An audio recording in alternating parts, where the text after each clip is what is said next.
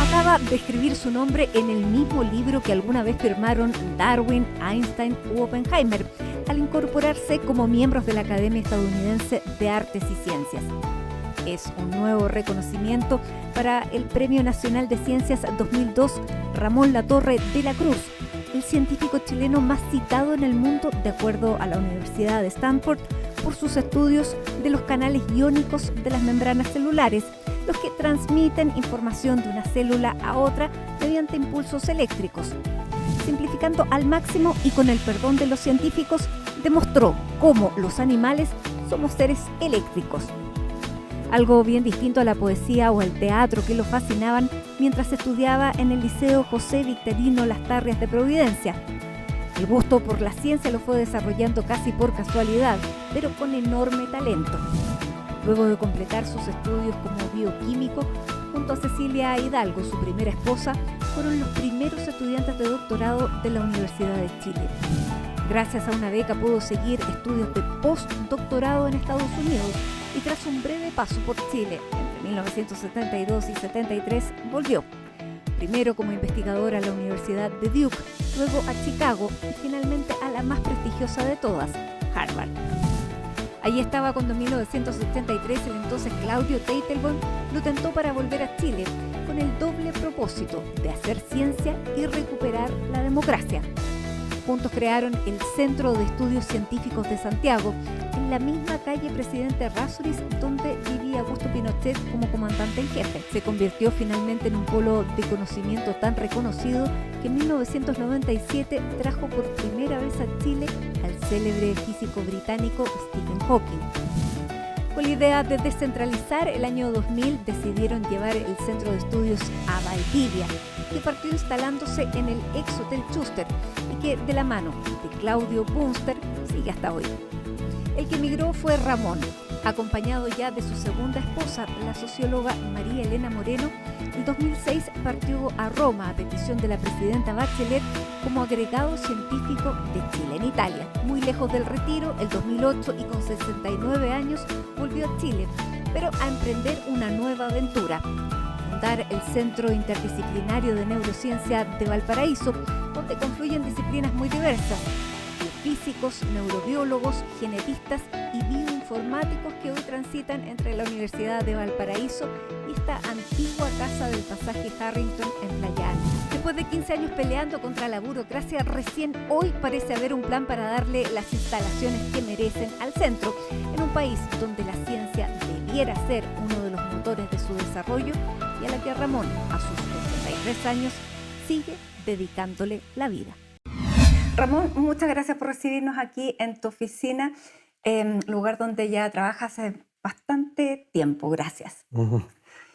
Quiero que comencemos por lo que viviste hace muy poco, ahora en octubre, en Estados Unidos, en Massachusetts, donde finalmente, y en una ceremonia que fue bastante solemne, te integraron como miembro de la Academia de Artes y Ciencias de Estados Unidos, una academia que tiene entre sus integrantes, digamos, históricos, a Darwin, a Oppenheimer, a Einstein, y hoy tienen a Ramón Latorre de la Universidad de Valparaíso. ¿Qué pensaste cuando estabas firmando este libro donde se firma el ingreso? Bueno, es una serie de sensaciones que aparecen, ¿no? Primero, por estar ahí, ¿ya? Y por haber llegado ahí. Entonces, uno como que se siente realmente muy, muy pequeñito, ¿no? O sea, pensando a la vez cosas muy contradictorias, porque uno piensa, bueno, este es la academia de Mandela, la academia de García Márquez, la academia de grandes músicos, entre ellos Paul McCartney. También, exactamente. Y en eso sentirse esta cosa como que apabullante, a la vez uno piensa, bueno, tal vez no lo estamos haciendo tan mal. Porque además pone el nombre de la Universidad de Valparaíso. Sí, exactamente. Dentro de esta red. Porque en la práctica, ¿qué significa pertenecer a esta academia?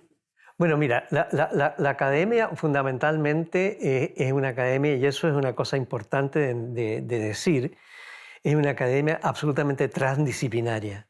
Es decir, que tiene desde político, ¿no verdad?, músico, hasta científico, entonces abarca todo el espectro cultural. Y yo siempre he pensado en que esta transdisciplinariedad es la que hace un país grande. Mm. Porque tú te puedes dar cuenta que eh, el científico tiene una comunicación directa con el gobernador de California, porque los dos están en la misma academia, es decir, son pares. Entonces, yo creo que eso es lo que crea el conocimiento, esa capacidad de unir todas las actividades humanas en un solo lugar. ¿Y tú cómo te vas digamos, a ser parte de esto viviendo tan lejos? Ah, bueno, el mundo es muy chiquito en estos momentos, Matilde, y está en estos momentos el Internet. Todo de alguna manera se ha democratizado en el sentido de la comunicación. Entonces, si yo necesito hablar con alguien de la academia porque me interesa lo que está haciendo, o para traer ese conocimiento a Chile, o para armar algún brillo, como dirían aquí en este país, la El canal posibilidad está está abierto. siempre, uno está conectado. Y, y una vez que uno pertenece, o sea, uno no es diferente de ningún otro. Ujú. Entonces, primero tengo que decirte, digamos, que, o sea, estar mi sección es neurociencia, aunque yo soy más biofísico que neurocientífico, neurociencia. Pero tú ves que en esa fila donde estábamos todos sentados, digamos, había gente de Berkeley, había gente del Max Planck, había gente de Harvard. Entonces aquí hay un pequeñito, ¿no verdad?, de la Universidad de Valparaíso, universidad pública y de regiones. Entonces uno se da cuenta, y es ahí donde cuando firma el libro, entonces uno vuelve a pensar, en realidad, de alguna manera, la ciencia chilena, a pesar de todos los problemas que ha tenido, ha podido ir progresando. Porque tú como, digamos, el trabajo que se reconoce es el de neurocientífico y sobre todo, para explicarlo en fácil, voy a ver si es así de fácil, es que lograste demostrar que somos animales eléctricos. Ujú. ¿Es así? Así es. Ya. Bueno, O sea, es no, fácil, bien es fácil a porque ver, demostraste que o sea, habían conexiones que celulares. somos animales eléctricos, o sea, yo creo que lo habían encontrado los egipcios.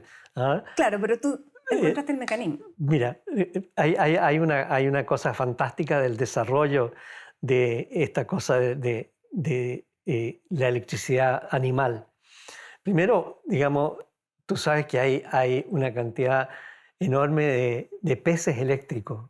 Es decir, que si tú los tocas, te da una patada de 800 voltios. O sea, claramente los seres vivos podían producir electricidad, ¿ya?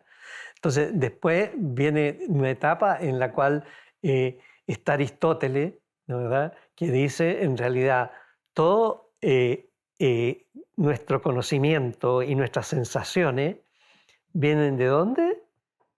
Del corazón, porque es el corazón el que late cuando uno está enamorado o cuando uno está corriendo o cuando uno tiene miedo, ¿no verdad? ¿Y el cerebro dónde? ¿Ya? Y ahí entonces viene un experimento que es increíble, que lo hace Galeno, ¿ya? En donde sencillamente es un experimento muy atroz, digamos, pero los chanchos chillan, ¿cierto? Chillan Ujú. muchísimo.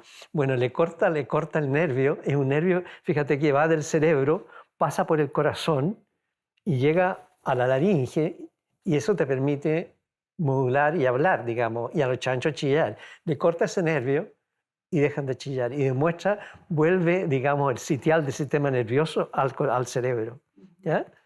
Entonces, tú ves que entonces sabemos de la electricidad de mal. Luego viene Galvani, que con los rayos hace que los sapos contraigan las patas, digamos. Entonces, lo que realmente yo, de una manera muy modesta, colaboré, es decir, es encontrar las proteínas, ¿no verdad? Y ahí se abre todo un campo, digamos, esas proteínas que están ancladas en la membrana de la célula y que son las que transforman todo lo que te llega, toda la información que te llega del medio ambiente, digamos, el vuelo de un pájaro, la música de Bach, digamos, el olor de la cocina de la abuela, todas esas cosas te las transforma de manera cariñosa en algo que el sistema nervioso entiende. Entonces hay unos receptores que son como antenitas que eléctricamente le dicen al sistema nervioso, miren, lo que estoy viendo es un pájaro.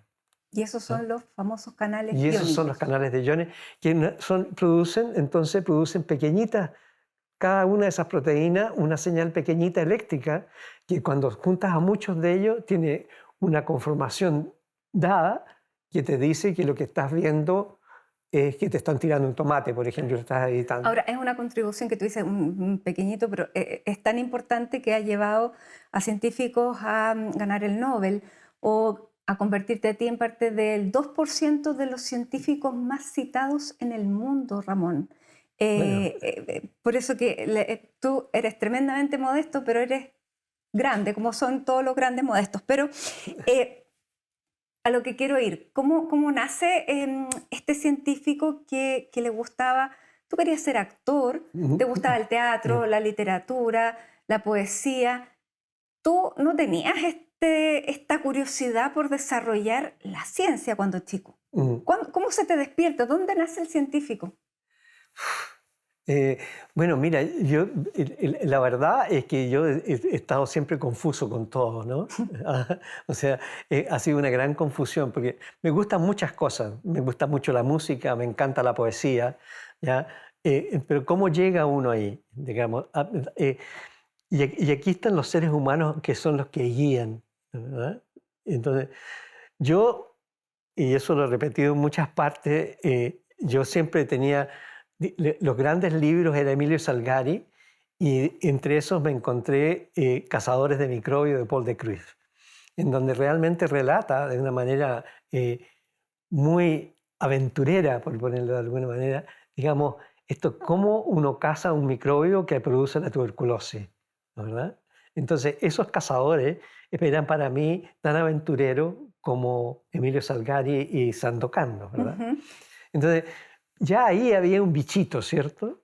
Y que me hacía pensar, digamos, que esta historia de la ciencia o del descubrimiento por ese lado podía ser bastante interesante. Ahí conectó con tu alma de aventurero, porque tú eres un millennial de tu tiempo. Ya vamos a decir por qué, porque nunca duraste mucho en un lugar, por ejemplo. Ahora, tú... eres Premio Nacional de Ciencias, fuiste de los primeros, el primer doctorado junto con Cecilia Hidalgo, que además fue tu primera esposa. Así es. Pero tú no conociste a tu papá porque murió cuando tú eras muy chico. Tu mamá te crió y eres hijo de la educación pública. Tú dices que y eres un premio nacional al que le costó 0 pesos estudiar. Así es. ¿Cuál es la reflexión que haces después de todo el camino que has recorrido, lo que has dado al país costando 0 pesos? Bueno, la reflexión es de lo importantísimo que son los colegios públicos y las universidades públicas. Y ahí tengo que hacer un acto de contrición frente a decir, tenemos que recuperar esas instituciones. Y las tenemos que recuperar porque la verdad es que una institución que permite que entre todo tipo de pensamiento y todo tipo de acción frente al conocimiento, yo creo que es importantísima para el desarrollo de la democracia. O sea, yo creo que sin las instituciones públicas, en que no están atadas ni a un capital, ni a una creencia, yo creo que eso es lo más importante que tenemos en el país para adquirir un conocimiento en donde todo tiene cabida. ¿Ya? Entonces, si tú piensas, digamos, cómo se creó este país, este país en la democracia se creó a través de la Universidad de Chile. Si tú piensas, digamos, la cantidad de presidentes y la cantidad de gente, políticos, científicos y todo, que salieron de esa universidad pública, ¿verdad? Y la cantidad de gente también que salió de los colegios públicos. Porque yo estudié en un colegio público, el José Victorino Lastarria, y Y aquí tenemos un problema fundamental, que es un problema social. El problema es que yo en ese colegio, que quedaba anclado en Providencia, tenía a mi lado el dueño de Colbún y a mi lado tenía una persona que venía, un hijo de un trabajador de la población de Arenero. Entonces la malla social, ¿no verdad?, se funda conociendo todos los tipos de gente y todos los tipos de gente la que vive y cómo viven. ¿Ya? Entonces uno aprende, digamos, del rico montones de cosas y aprende también un montón de garabatos del que viene de la población de areneros, pero esa es una malla que se rompe en Chile, digamos, y en este momento los colegios públicos, y ahí es un problema terrible con la educación, con la educación prácticamente en estos momentos está destruida, y está destruida, te lo voy a decir por qué. Porque no preparamos, y eso no preparamos ciudadanos. Estamos preparando gente, ¿no es verdad?, para que llegue a la universidad y tengan una profesión. No estamos creando una persona que entienda de qué es lo que es el país y para qué sirve la patria. ¿Cuándo se rompió eso? Yo creo que nunca se cumplió de manera plena, pero por lo menos lo que yo sentí, ¿no es verdad?, cuando estaba estudiando, tanto en la universidad como en el colegio, que realmente había una integración social. Claro. Ahora, bueno, lo decíamos, fuiste el primero en doctorarse junto con la que fue tu primera señora. Después ganaste una beca y seguiste estudiando un postdoctorado en Estados Unidos. También, bueno, gracias a otra beca. Y allá desarrollaste bueno, un conocimiento que trajiste acá el año 72, donde planeabas quedarte por mucho tiempo en la universidad. ¿Cómo fue ese regreso y qué es lo que pensabas tú para ese regreso? A ver, claro, uno lo mira, digamos, de una manera romántica, porque fue llegar en medio de la Unidad Popular, ¿no? Volví el año 72, en abril volvimos el año 72. Y lo primero fue encontrarse que no existían mamaderas. Yo no traía. Y las mamaderas la gente las había tirado al río Mapocho. Entonces, pero también había dentro de la universidad, porque yo volví como profesor asistente a la Facultad de Ciencias, ese ambiente de querer hacer un país, de sentirme parte y una cosa muy importante de decirle a la gente con las creencias de una, que eran creencias de izquierda, llamemos, izquierda democrática. ¿Tú militabas en algún partido? No. Vamos a ir ahí, te voy a contar cuál fue mi progresión. Y esa izquierda democrática, que estaban los comunistas, estaban los socialistas, había un montón de los radicales, ¿no es verdad? Pero dentro de eso, nosotros y los estudiantes teníamos que ser los mejores. Entonces había una cosa de avance, de decirle, ustedes, la única manera de hacer un país y de hacer patria es que seamos los mejores para construir un país mejor. Porque fíjate, una cosa que es súper importante en cuanto me acordé de eso, en la Academia de Artes y Ciencias de los Estados Unidos, ¿no, verdad?, que es el final de la creación, que crearon los padres de la patria, Estados Unidos, entre ellos Adams y otros más, dice: esta academia se hace para el bienestar y la felicidad de nuestros ciudadanos. ¿Te fijas? O sea, el conocimiento se pone, digamos, al alcance de todo el mundo. Bueno, vino el golpe. Entonces, se acabó. Claro, entonces, bueno, dentro de todo esto hicimos asado de tomate porque no había carne, pero había esa cosa que es tan bonita de pensar que estábamos construyendo un país, ¿no es verdad? Y fíjate tú, lo más importante es que yo podía discutir de marxismo con la persona que me estaba pintando la pared. Entonces, porque habían todas estas escuelas nocturnas, entonces había una evolución cultural que probablemente fue muy mal manejada desde el punto de vista político, no nos dimos cuenta de a dónde estaba yendo, pero había toda esa cosa de creer, digamos, que la educación, digamos, y la preparación del pueblo era fundamental para sacarnos del subdesarrollo. Vamos a hacer una pausa, Ramón. Dígame. La primera quincena en Íntimo y vamos a volver para saber qué pasó contigo después del golpe, porque te tuviste que ir, pese a que los planes eran otros. Así que hacemos la pausa y estamos de regreso.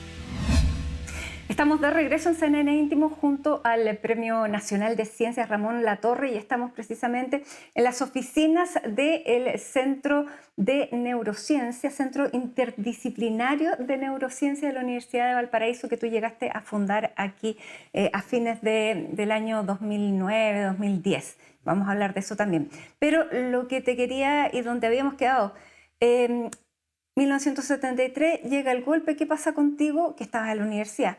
Mira, es una historia divertida porque lo que pasó fue lo siguiente, que yo pasé por un mal momento familiar en el año 73, entonces decidí salir al extranjero por un rato, ¿ya?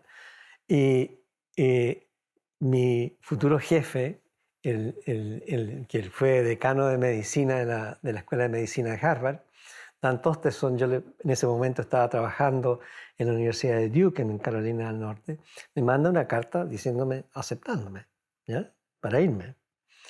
Pero en ese ir y venir, en el cual yo estaba muy mal anímicamente, y tal vez aquí hay una anécdota que puede ser interesante, digamos, es que estamos en medio de que habían desaparecido los cigarrillos y toda la cosa, y yo me encuentro un tarro con tabaco, y tenía una pipa y empiezo a fumar, ¿no? Y bueno, pasa el tiempo y yo me empiezo a sentir cada vez mejor con mando mi pipa y se me empieza a llenar en la oficina de estudiantes. Entre otras cosas, andaba muy de noche, estaba muy insomne, andaba en mi citroneta y veo un tipo colgando en el puente Purísima, ese puente que tiene, ¿no? Lo veo colgando y le dicen, no te tires, le digo yo, o sea, lo peor que puedes hacer es tirarte. Mira, yo he estado muy mal y estoy bien ahora. Y me queda mirando y me dice, huevón, estoy poniendo un letrero. No. Entonces, bueno. Porque el tabaco que tú tenías era entonces, marihuana pura. Era marihuana, claro. Y tú no la conocías hasta ese momento. Bueno, ese es una historia, pero o sea, además tuve muchos estudiantes, ¿verdad? Bueno, el asunto es que, a propósito de la carta que de ahí, y yo me iba a ir, y vienen mis maestros, Luxoro, la michiganesa, que ya hablaremos de ella, que fue la que me impulsó, mi mentora, a la atracción fatal. Y yo dije, me voy. Entonces me dice Mario Luxoro, que era muy claro para el lenguaje, me dice, Ramón, tú no puedes ser tan maricón como irte en estos momentos en que te necesitamos más que nunca. Entonces me quedé. Vino el golpe y yo rápidamente saqué la cartita y la activé. Entonces ahí, pero tiene una parte personal, sí, más que política. Sí, así. Y bueno, pero ahí partiste ya. Primero fue Duke, después... No, mira, en el camino, a mí los que me sacaron de Chile fueron los mexicanos. Entonces yo iba a tener un puesto en México, ¿ya? Entonces yo les dije, mire, yo estoy en Duke University por 6 meses y me vuelvo a mi puesto. Pero en el momento que yo llegué ahí, llegó Marcelino Cerejido, un argentino que le habían puesto una bomba en una centrífuga. Entonces ocupó mi puesto y esa es la razón por qué yo me quedé en Duke. Tenía más necesidad, claro. Pero el asunto era que dije, si en 6 meses más cae la dictadura y yo vuelvo. Pasó un poco más de tiempo. A los 6 meses pasaron. Y de Duke yo pasé un tiempo de nuevo en el Instituto Nacional de Salud de los Estados Unidos. Y ahí Dan Tosteson, el que te decía que fue el futuro decano de la Escuela de Medicina de Harvard, me llevó a Chicago. Me dijo, ándate conmigo, porque realmente decían que yo trabajaba más que los chinos en esa época. ¿Y después te llevó a Harvard? Y después de 2 años que estuve en Chicago, trabajando como profesor asistente, partí con él a la Universidad de Harvard, donde estuve primero de profesor asistente y luego de profesor asociado. Ya, y estabas ahí, o sea, digamos, en el mejor lugar, me imagino, para un científico, país desarrollado, la universidad, una de las mejores, si no la mejor, con recursos, ganando lo que aquí un profesor no gana. Y llega entonces Claudio Teitelbaum y te dice, vámonos a Chile, y tú le dices que sí. Sí. ¿Por qué? Esa es una buena pregunta. Porque mira, durante todo el tiempo que estuvimos en Estados Unidos, no sé qué es lo que tendrá esta tierra, pero los chilenos somos muy apegados. O sea, de alguna manera este país, con todo lo desastroso que puede hacer, no sé, tenemos esa cosa de chileno, y durante todo ese tiempo, y ahí viene lo que tú me preguntabas acerca de partidos políticos, durante todo ese tiempo estábamos pensando en hacer 2 acciones para Chile. Hasta bailé cueca, imagínate tú. ¿Ah? Eso ya, vendíamos empanadas y qué sé yo, y teníamos una cosa que se llama Chile Democrático, ¿ya? En que aparecían un montón de gente, y ahí yo, entre comillas, me hice miembro del Partido Comunista. ¿Ya? Ya, entonces era de toda lógica que Claudio Teitelbaum en esa época, Claro, hoy Claudio Bunster, te bueno, ahí convocara. estaba Claudio, él llegó y me dijo, vámonos Ramón, y la razón por la cual fue, y fundamos un centro independiente en Santiago. Ya estoy conversando con gente, ella había contactado, me parece, a Marta Muse, que era la presidenta de la Tinker Foundation, y bueno, y partimos. Entonces, claro, había el doble cometido de hacer ciencia, pero de tener un rol en el regreso a la democracia. Y la otra cosa era, la idea, ¿no es verdad?, era volver, y siempre dijimos, ciencia como la farmacia humana, siendo la mejor del centro. ¿Y pudieron hacerlo? Y yo creo que sí, yo creo que realmente el CEX, el Centro de Estudios Científicos de Santiago, fue una gran cosa porque acuérdate que la situación estaba muy mala. Yo en la universidad... Era año 83. 83, en la universidad, y ahí tuve yo la gran suerte, ¿no es verdad?, de que encontrarme con un grupo de colegas que está en una situación difícil económicamente de todo, ¿no? De fondos para hacer ciencia y salarios. Los salarios eran bastante malos. Entonces, esa cosa de llegar con el centro y adquirir fondos desde afuera, y adquirimos fondos no solamente a través de la Tinker Foundation, sino que nos ganamos un grant del Instituto Nacional de Salud que duró por 6 años. Entonces, pudimos recuperar a gente que quería volver a Chile, a pesar de la situación. Entonces, bueno, Cecilia Hidalgo se formó ahí, Pedro Labarca, Enrique Jaimovich, un montón de... Romilio Espejo, Premio Nacional de Ciencias Aplicadas. Entonces todo fue una cosa de hacer buena ciencia y de recuperar espacios dentro de la universidad. ¿Y eso lo lograron? ¿No pasó nada que tú fueras comunista durante la dictadura? Bueno, durante la dictadura no, porque yo era un oculto, nunca tuve, de hecho no tuve nunca carnet. ¿Ya? Ya. ¿Y fuiste comunista hasta cuándo?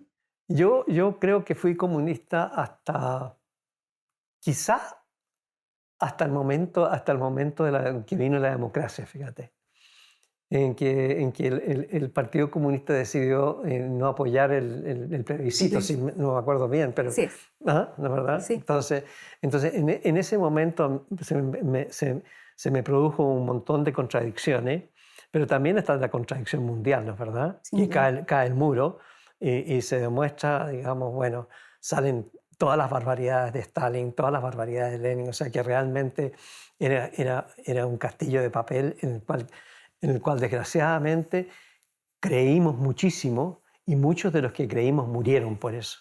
Y eso yo realmente es imperdonable. O sea, Ramón, ahora quedé crucificado para siempre con el Partido Comunista.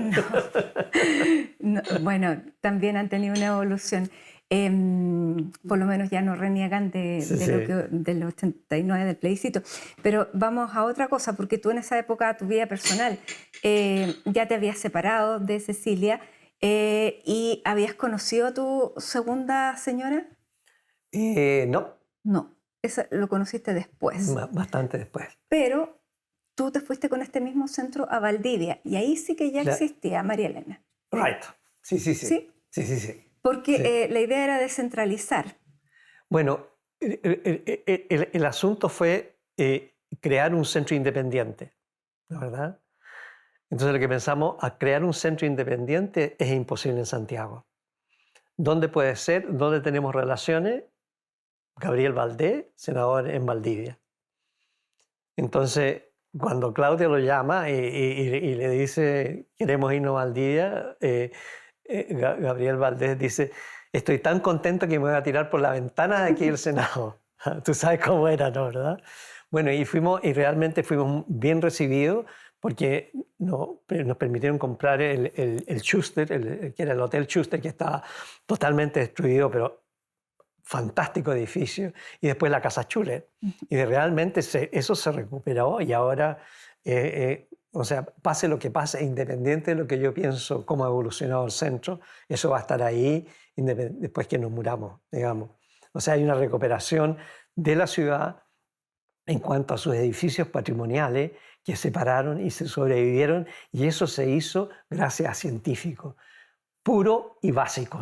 No se hizo a gente que estaba pensando en la tecnología del futuro. ¿Y qué es lo que tú quieres hacer aquí en Valparaíso? Pero ya vamos a llegar a eso. Ya, espíritu aventurero, decíamos que como los millennials no duran mucho tiempo en un mismo lugar, te nombran el 2006 agregado cultural de Chile en Italia y agregado te vas... científico. Sí.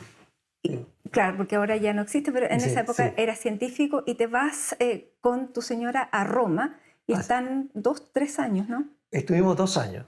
Y la razón, digamos, es que yo tenía terror. La verdad es que irme a un lugar con diplomático, o sea, que uno tiene varias cosas encontradas, digamos, ¿no?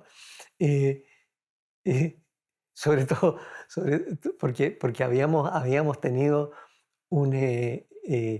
un simposio en el Centro de Estudios de Valdivia, que fue un simposio que lo hicimos en el barco Aquile, en que se hizo sobre cambio climático, ¿ya?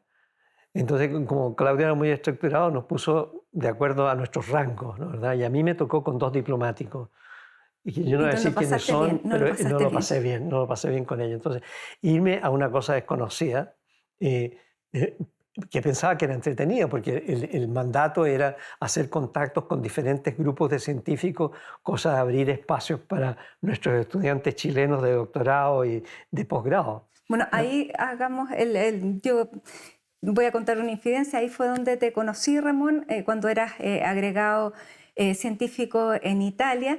Y claro, me parecía que era digamos, porque también te presentaron como este Premio Nacional de Ciencia y yo dije, una persona súper estructurada y voy a contarlo.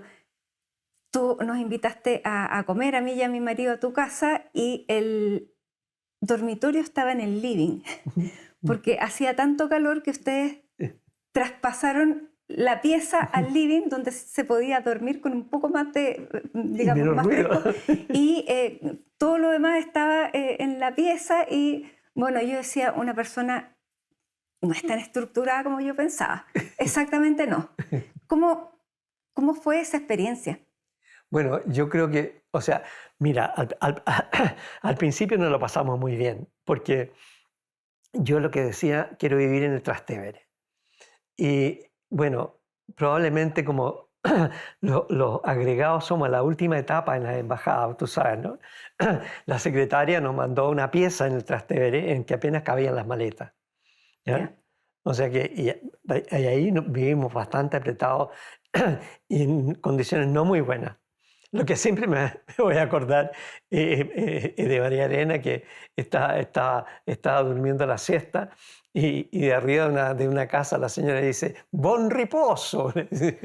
Bueno, pero después una vez que llegó Conrad y Conrad se dio cuenta de la situación en que estábamos y pudimos tener ese departamento fantástico cerca de la Piazza del Popolo, ¿no? Donde que Exactamente. ustedes conocieron, ahí ya la vida cambió, y llegaron los hijos, llegó todo el mundo y fue Y una pudiste experiencia también única. desarrollar, claro, Y, este contacto con las universidades europeas que eran lo y que... eso además, o sea, que precisamente estuve con el premio Nobel, con Erwin Neher en Göttingen, estuve en París, Bueno, estuve y en... vinieron muchas cosas que me tocó también cubrir como Sí, corresponsal. sí. Bueno, la fama llegó a... No, tu fama ya te antecedía, pero de Roma aterrizaste aquí en Valparaíso, Mm, con la idea de crear este centro interdisciplinario de neurocientíficos exacto. que era como el sueño para Mm, un neurocientífico como tú. Y nuevamente le dices a tu señora hay que irse y nos vamos a Valparaíso. así es. Bueno, Valparaíso fue mejor, me causó menos problemas que Valdivia, porque vivíamos muy bien en Peñalolén, en la comunidad ecológica, teníamos una linda casa, y sacarla de ahí fue bastante difícil, ¿ya? Entonces, pero Valparaíso le gustaba mucho porque parte de su familia, de hecho el abuelo, era el director de la banda de la Armada. Entonces vivió mucho en Valparaíso. Entonces eso fue más fácil. Y aquí llegaron. Llegamos acá y dando tumbos y tumbos, porque al comienzo fue difícil. Lo bueno es que este centro ya estaba armado, había un montón de gente, digamos, científicos que me apoyaron muchísimo en poder hacer avanzar el centro. Y yo me acuerdo que lo primero que dije, bueno, tenemos que tener un edificio. Y nos fuimos a hablar con el primer intendente con el cual hablé, que de comienzo yo, obviamente, románticamente le dije, yo tenía un sueño, le dije yo, y el sueño es crear un centro, el mejor que pueda hacer dentro de Valparaíso. Entonces me dijo, mejor que el SEX. Me dijo, sí, le dije, va a ser mejor que el SEX. Vamos Entonces, a quedar hasta aquí. ya, Vamos a hacer la pausa muy para bien. saber qué pasa con este sueño al regreso. Así que hacemos un breve corte, el último CNN íntimo, y estamos de regreso.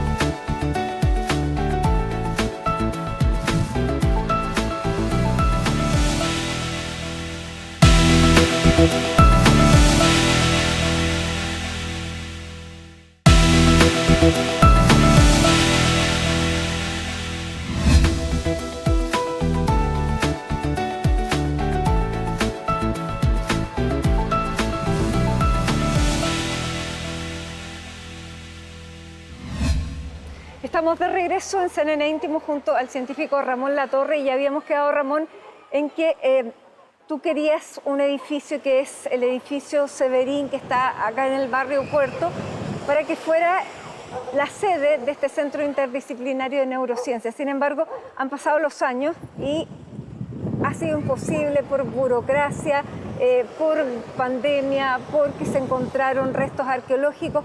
¿Qué es lo que se va a hacer finalmente? ¿Cuál es el plan B?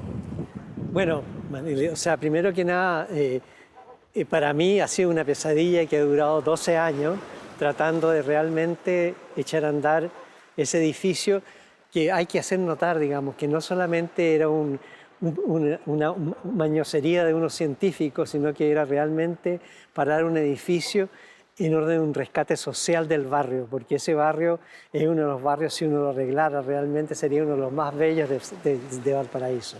Y eso claramente le iba a dar vida. Entonces, digamos, y ahí yo creo que hay una dejación, ¿no, verdad?, voy a hablar de nuestros gobernantes, de no ver, digamos, la posibilidad de crear un espacio nuevo para la mejoría y, como decía, en la Academia Norteamericana de las Ciencias y las Artes, digamos, para el bienestar y la felicidad de la gente. ¿Y dónde se está pensando ahora? Entonces, el asunto es que estamos pensando que se va a renovar toda la parte del Muelle Barón, donde está un tremendo galpón, en el cual hicimos, fíjate que ahí inauguramos el tren de la ciencia del Max Planck.